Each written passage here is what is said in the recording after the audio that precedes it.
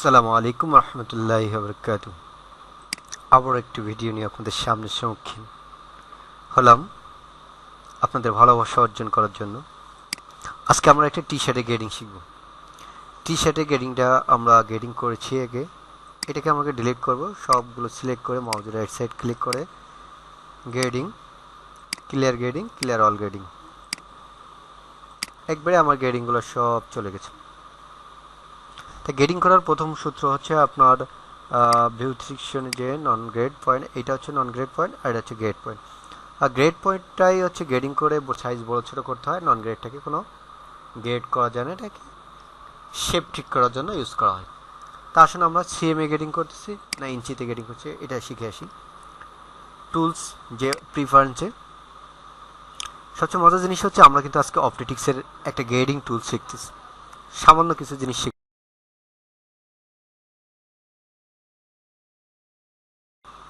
তারপর সেন্টিমিটার, এইখানে ক্লিক করার পরে দেখেন millimetre, centimetres, metres, inches, feet, years.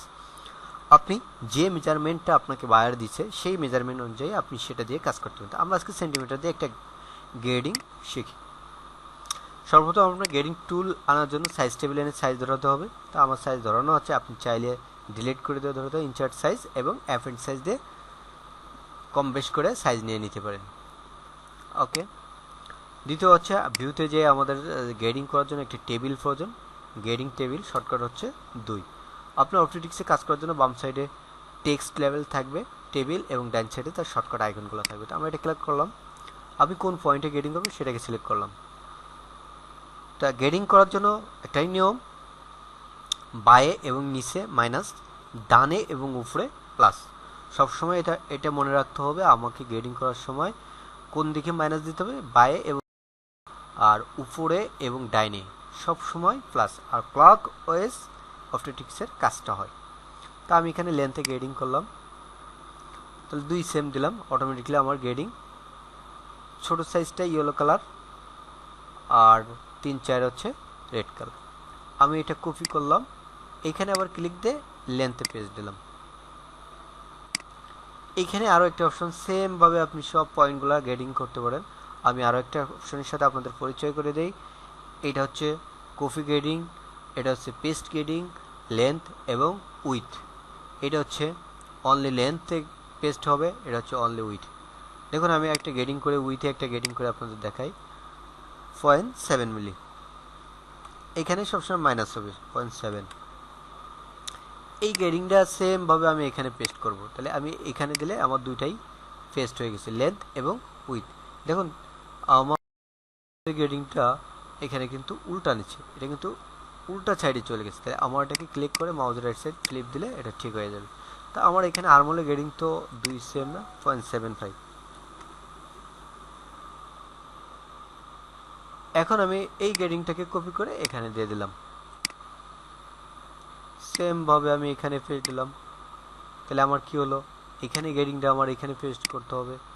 আমি এখানে ক্লিক করলাম, এখানে পেস্ট দিলাম, এখানে ক্লিক করে অনলি লেন্থে দিলাম, এখানে কপি করলাম, এখানে পেস্ট দিলাম।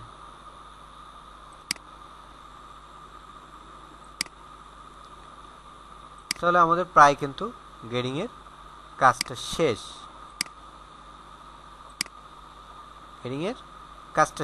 এখন আপনাদের আরেকটা অপশনের সাথে পরিচয় করি, সেট গ্রেডিং টুল।